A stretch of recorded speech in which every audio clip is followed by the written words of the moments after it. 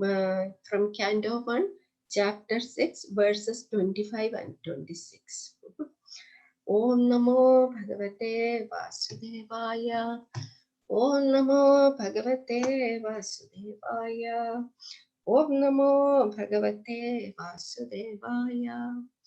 Narayanam Namaskritya Naran Jaiva Narottamam Devim Saraswatim Vyasam Tato Jayam Udirayet Shranmatam Sokata Krishna Punya Sravana Kirtana Kriti Andasto Hi Abhadrani Vidhunoti Sukrit Satam Nashta Prayesha Bhadreshu Nityam Bhagavata Sevaya Bhagavati Uttama Sloke Bhaktir Bhavati Naistiki Tata Rajastamo Bhava Kamalo Bhadayastaye Chedayadairanavitam Stidam Satve Prasidati Evam Prasanna Manaso Bhagavat Bhakti Yogada Bhagavat Tattva Vijnanam Mukta Sanghasya Jayade Vidyade Hrade Grandhi Stidyande Sarva Samsaya Chiyande Asya Karmani Drashtaye Vatmanishware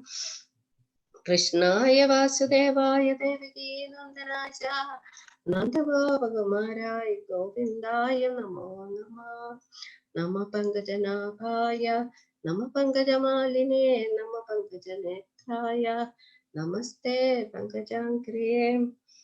So we will read verse 25 here first. Yedavad Ukto Abararama Tanmahat Bhutam Nabho Lingam Alingamishwaram Aham Chatasmai Mahatam Mahiyase Sirsnavanamam Vidate Anukambida. So we'll go into translation directly because we have 2 verses today. Then that supreme authority, personified by sound and unseen by eyes, but most wonderful, stopped speaking. Feeling a sense of gratitude, I offered my obeisances unto him, bowing my head. Purport by this Divine Grace Srila Prabhupada ki jai. That the personality of Godhead was not seen but only heard does not make any difference. The personality of Godhead produced the 4 Vedas by his breathing, and he is seen and realized through the transcendental sound of the Vedas. Similarly, the Bhagavad Gita is the sound representation of the Lord, and there is no difference in identity. The conclusion is that the Lord can be seen and heard by persistent chanting of the transcendental sound. So here to set the context, we are hearing the conversation between Narada Muni and Vyasadeva. So to Vyasadeva's question, how Narada Muni became like this, the sage that he is, he has a transcendental body. And then Narada Muni is giving him his biographical sketch. That is referring to his birth in the last day of Brahma. His birth as the son of a lowly maid servant. But his mother was serving the Bhakti Vedantis who were staying at the inn where she was serving for the rainy season. So this little boy, 5-year-old, became very attracted to their lively discussions on the topic of the personality of Godhead. The Bhakti Vedantis, being very merciful, they offered him the remnants of food that they have taken. They gave him his mercy. They gave him their mercy. And Narada Muni became very drawn into the topic, and so much so when and then the Bhakti Vedantis blessed him in the confidential subject matter of in Bhakti Yoga, how to contact the Supreme Personality of Godhead. So, and then they left. So he's not having, he heard through the rainy and some autumn seasons. That's all. Then they left. But he is very fixed. He has already become very fixed in his determination to pursue what they have said. So much so, when his mother, um, who used to treasure him, the only child, left her body. She was bitten by a snake. Then this 5-year-old boy is thinking that there is the hand of time, the hand of the Supreme Lord. It is His mercy that I am free of any attachment now. And he walks through the he it means in his description, through the fields and valleys and mountains and rivers and forests, and finally he sits down under a banyan tree and meditates. And then he quickly sees the Lord in his heart, and he is overwhelmed. Yeah, and the symptoms of ecstasy come upon his person. And then seeing this vision, but then he loses that vision. So he feels agitated, and he tries again to see that vision again. And then seeing his effort, the Lord spoke to him. But this time, this was the only the sound form of the Lord. I mean, he could not see the Lord, but he was speaking like an Akashvani, that is no body, it's disembodied way, disembodied way. So he spoke to Narada, and he said that I have given you this vision only to increase your hankering for me. So this lifetime you may not see me again. So, and then he says the intelligence that is engaged in my devotion will never be thwarted. That is, even in the time of creation or in the time of annihilation. So Narada becomes very encouraged, and then he feels grateful for that, for the Lord has spoken to him, and he offers his obeisances to the Lord. Though he cannot see the person, he offers his obeisances to the Lord gratefully.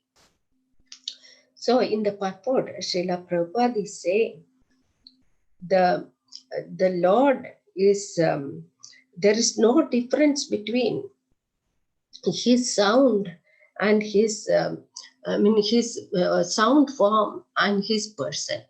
And the Lord is available in his sound form in so many literatures to us. The Vedas are his breathing. They are called the Shrutis.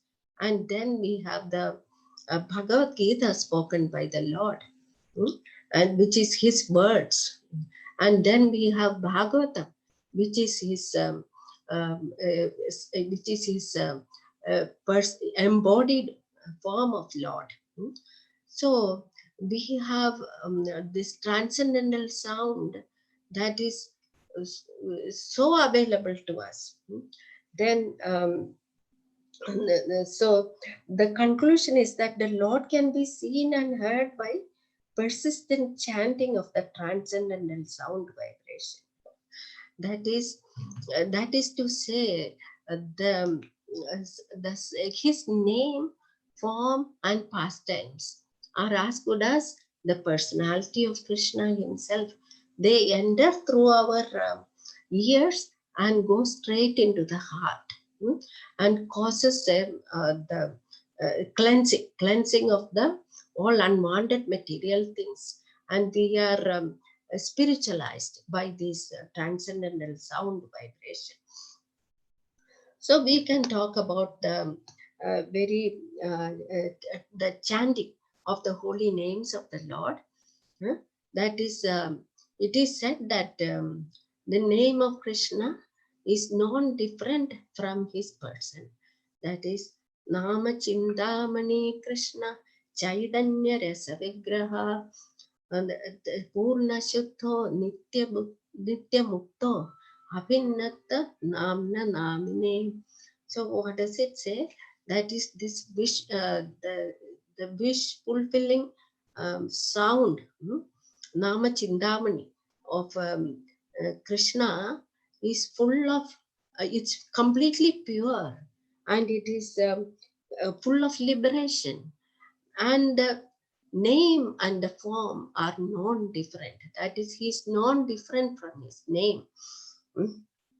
So we have been practicing for years and years, and here is Narada, who is practiced only for a short while, and he is a 5-year-old boy, and he is seeing the Lord in his heart, and he is hearing the Lord. So it is how our receiving propensity. That is how we hear the message of the personality of Godhead. So I listened to the discourse by Guru Maharaj, Rampa Swami Maharaj, on these two verses, and it is very beautiful, of course, and he's saying the name of the Lord is as brilliant as the sun, but due to the anarthas in our heart, that is, there are so many clouds. So how can the sun be seen through the clouds? So we have to, unless we are clear of this, unless we have done this Anartha Nivritti stage properly, then we do not get the benefit of chanting fully. It is there, but and we are keeping on persisting. But the maximum benefit, that is when we have done complete Anartha Nivritti stage.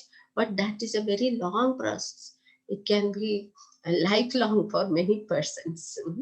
That is depending on their personality. That is the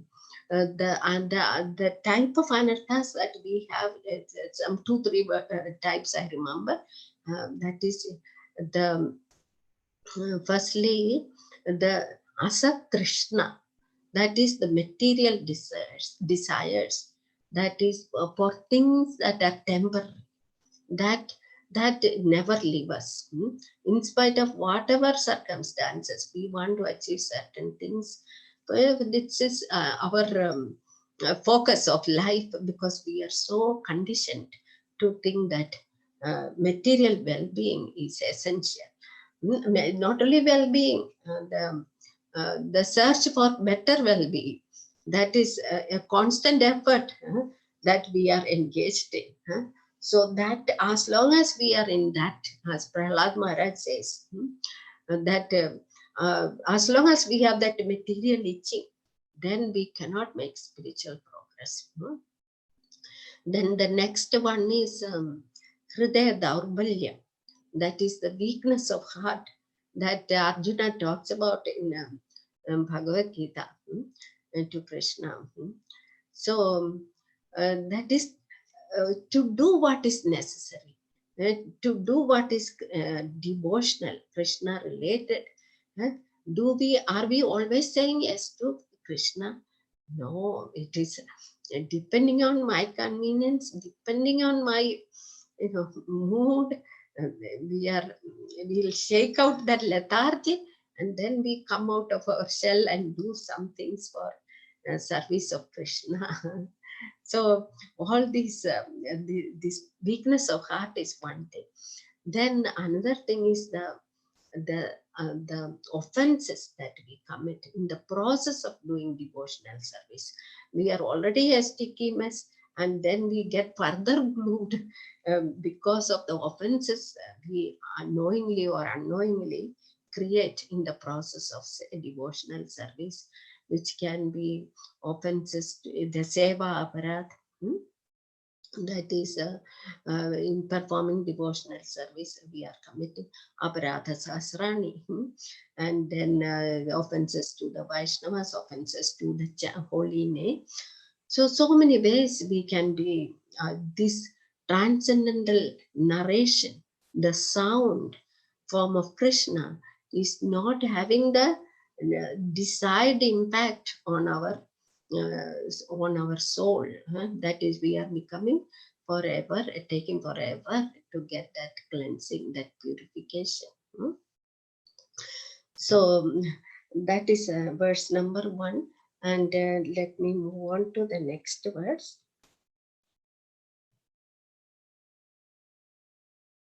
626. Okay.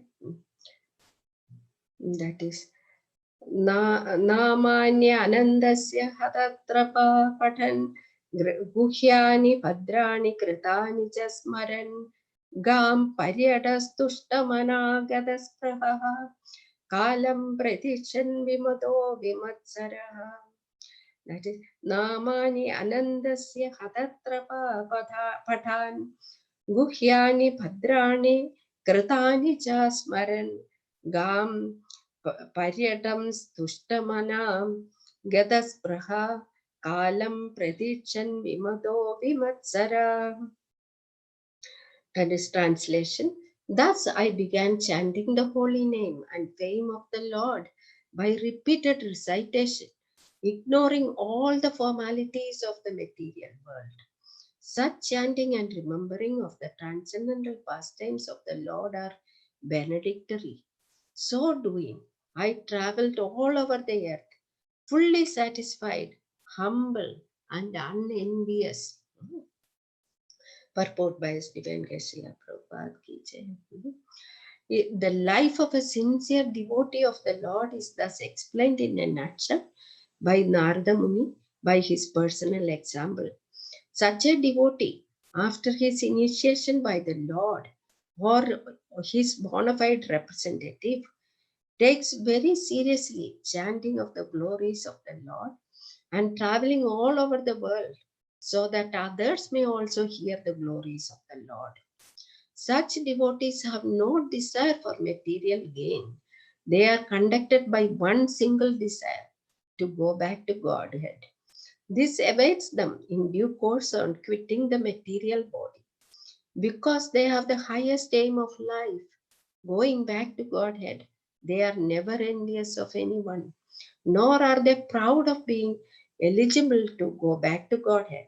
Their only business is to chant and remember the holy name, fame, and pastimes of the Lord, and according to personal capacity, to distribute the message for others' welfare without motive of material gain. And so this is a Paramahamsa devotee who has no other. So Narada is saying that he became completely gladdened and enlivened after the Lord thus spoke to him. He's not worried about the fact that he's not going to see the Lord this lifetime again. He's so so absorbed in chanting the glories of the Lord and travel all the worlds. That is without any formalities, care for the formalities of the material life. He became free of complete the standard norms of society or anything, and thus chanting, he started going around, and he is saying such a repeated recitation of the glories of the Lord, the name, form, pastimes of the personality of Godhead is is is bestow on us the complete benedictions.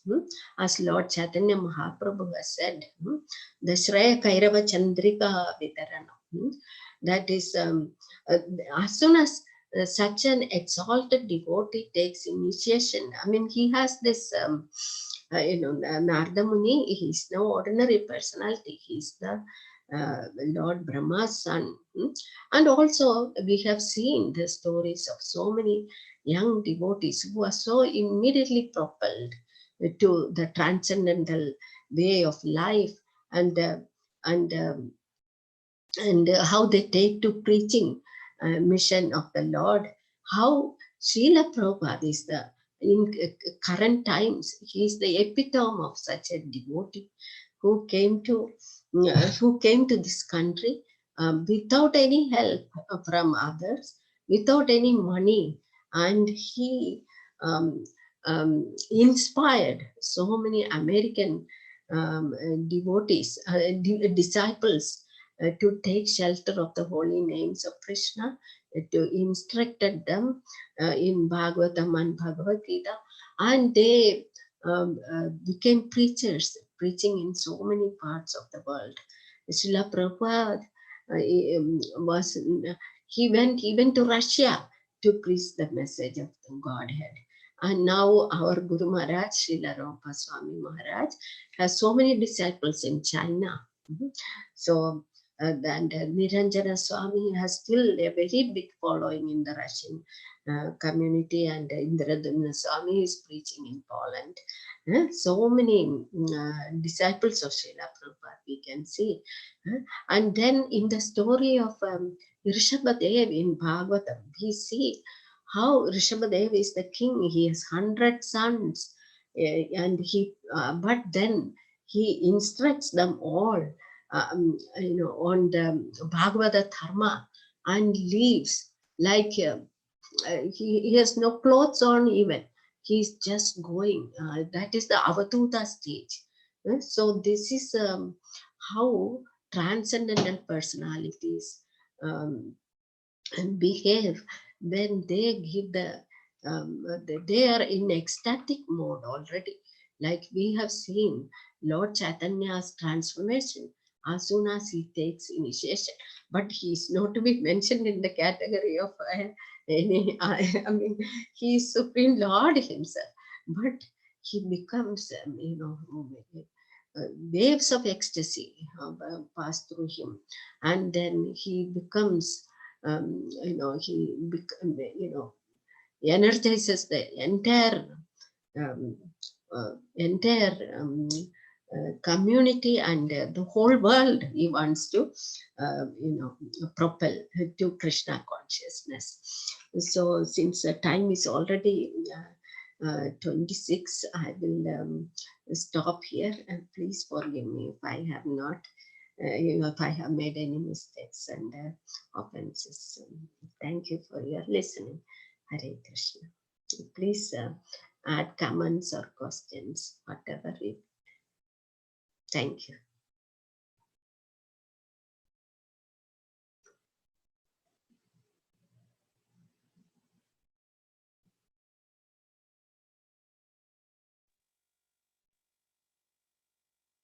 Hare Krishna Mataji, please accept my humble obeisances. Sri Krishna Das. Mataji, we are not able to hear you.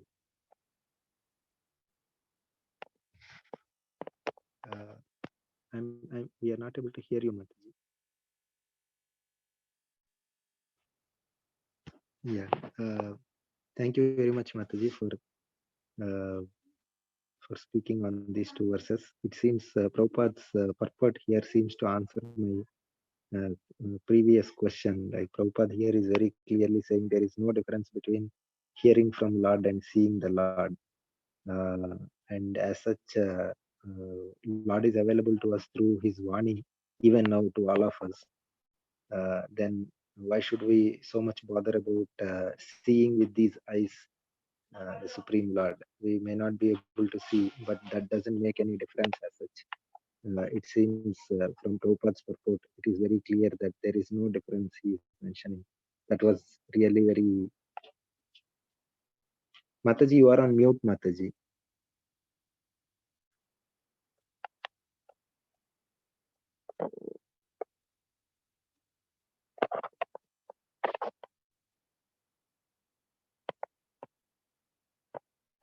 Hare Krishna. Yeah, that maybe Lingaraju Prabhu can unmute her. Yeah, it seems. I'm trying, Prabhu. I think no, it's not working.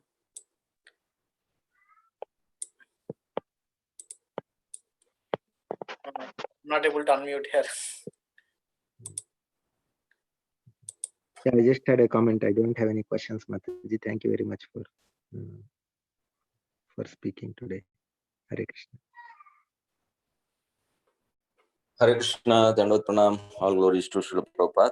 Sandhya Mataji, the nectar was flowing like anything when I was thinking about my God.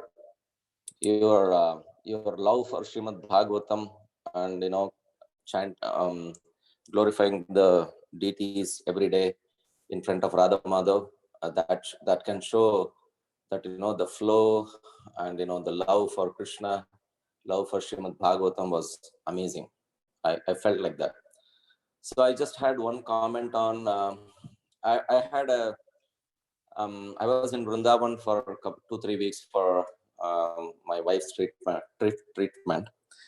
So every day I used to go and evening sit there during the kirtan, evening kirtan, not the Arati kirtan, but they normally do kirtan in front of the lordships. So day by day, I was hearing. Then I felt, my God, I don't know why Prabhupada came out of this place to preach, because such a nice place, you don't need anything other than just hearing the Hare Krishna Mahamantra with that kind of kirtan, like, it's unbelievable. We can't imagine. I cannot explain, but we have to experience only. You have to sit there and experience. And then Prabhupada gave that holy name, because when you say Vrindavan, Krishna is not different than, holy name is not different than Vrindavan Krishna. Of course, our Vrindavan and Golok Vrindavan is the same. So that Nama is coming from Vrindavan.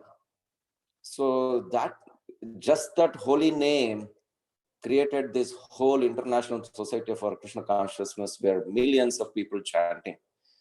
So I felt it's a miracle. You don't have to do anything.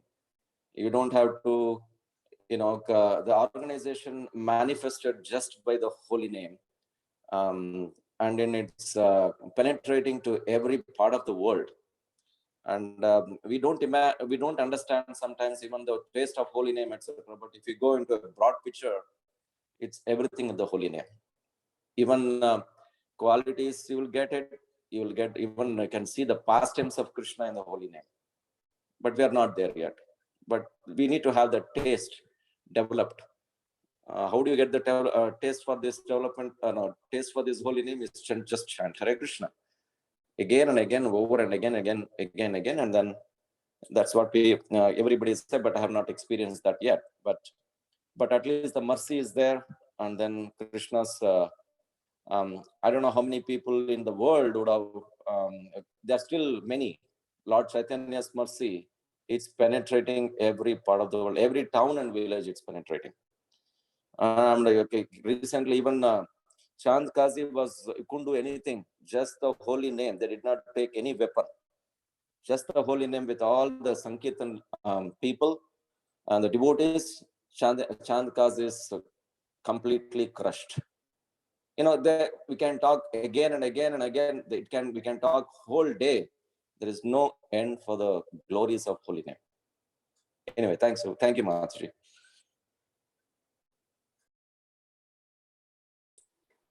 Mataji, can you unmute yourself? We are not able to hear you. No. She's not able to Unmute. Yeah, now she did. Okay. Thank you, Prabhu. That is very good to hear. Yeah, it's a compassion of the pure devotee. For like Prahlad Maharaj says, I don't want liberation for myself. I want to, have a revolution in the hearts of, he was not at all for enjoying his father's unlimited opulence or power or anything. But he saw the path to Lord Vishnu, and that was his only only that was his only focus, though he was born in such opulence. So Srila Prabhupada said, whether I'm in Los Angeles or Hawaii, I am in Vrindavan, because I am with Krishna's name. I am with Bhagavatam, like that. And also from Maharaj's lecture, I remember 2 points related to this. Maharaj is saying, Lord Brahma, for his purification, he did the same thing. That is, he was meditating on the Gopala mantra given by the Lord. And he was initiated by the Supreme Lord. What he saw around him was all darkness.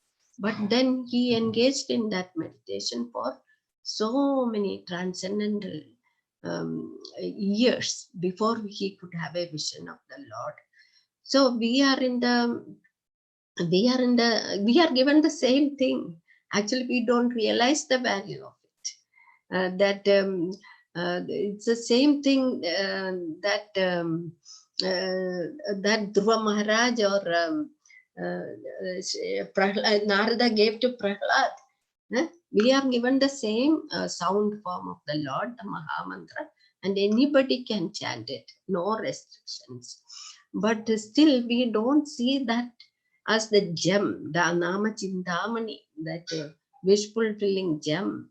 And so our focus is still not sufficient on the holy sound. And then Maharaj was saying, some people think, oh, Krishna spoke to Arjuna directly, so he had the benefit of, he had Krishna on his side. Now, what does that have to do with me? I don't have Krishna, or I don't have that kind of access to the mercy of the Lord. But he does not recognize that the Bhagavad Gita is spoken by the Lord for everyone. And the word spoken by the Lord or his bona fide representative is as good as the instruction from the Lord himself. So we cannot, only if we want to ill reason, those who reason ill, they say things like that. But those who want to see the meaning of all this that we are given, we must realize how fortunate we are and become enthusiastic in achar and prachar. Thank you, Prabhu.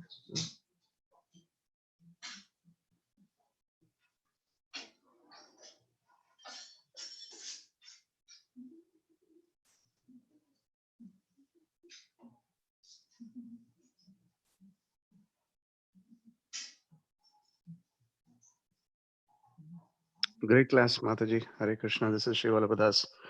This is all glories to Srila Prabhupada. Thank you for tolerating me, Prabhu. Oh, it was fantastic. I don't know how much time we have, so I was reluctant to even speak up. How much time do we have, Prabhus? Do we have any time? I don't want to take up, I want to be cognizant of everyone's time. I know it's a working day, short week. Prabhu, I think, whoever is interested can stay. It's okay. Oh, is that right? Okay. I feel like that, it's fine, Prabhu. Okay.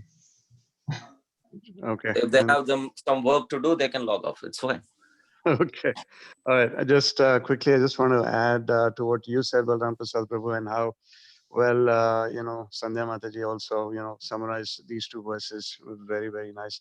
So one of the things that come to my mind is, we have Narada Muni speaking and addressing Vyasadeva.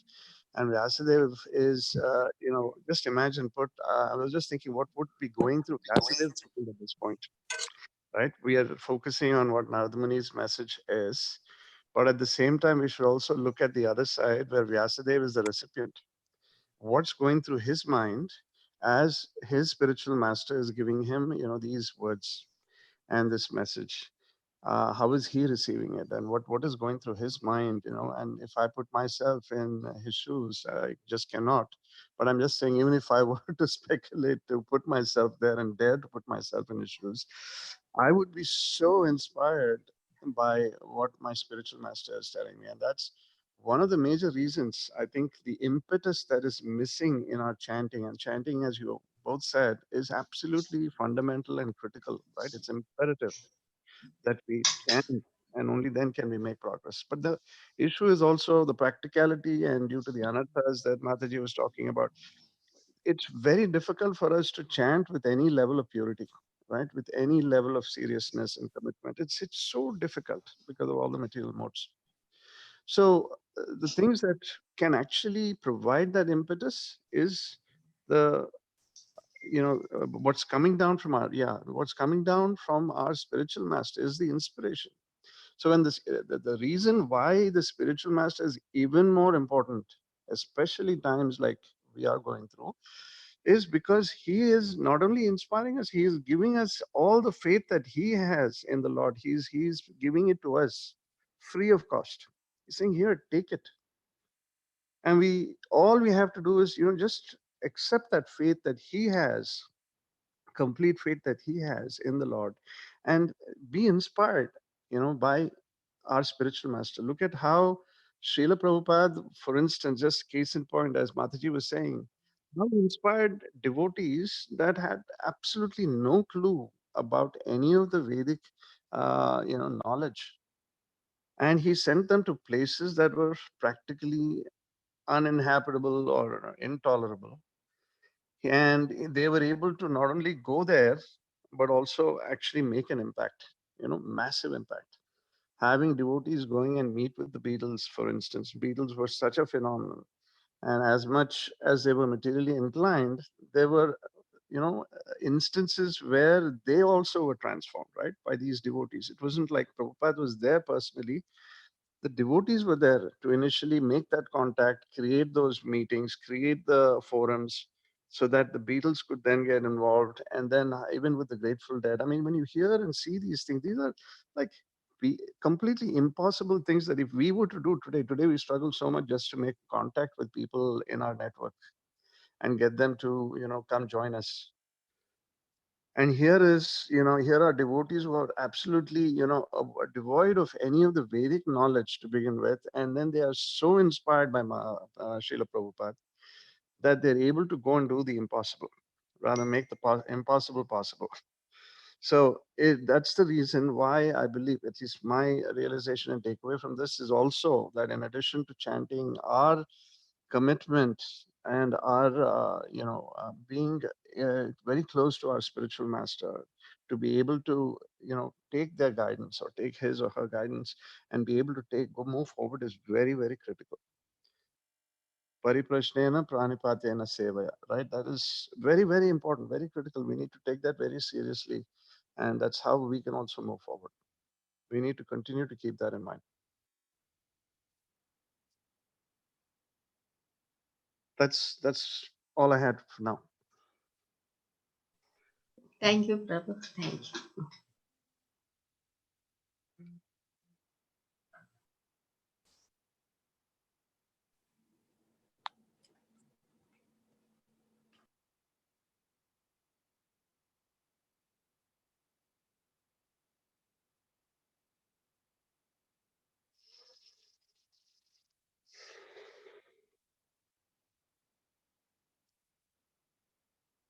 Maybe you can close the call then. Oh, you're speaking on mute again, Mataji. And then if no more comments or discussion, we can end the call. It's already 7:42. Thank you all very much. Thank Hare you, Mataji. Krishna. Hare Thank you. Krishna. Hare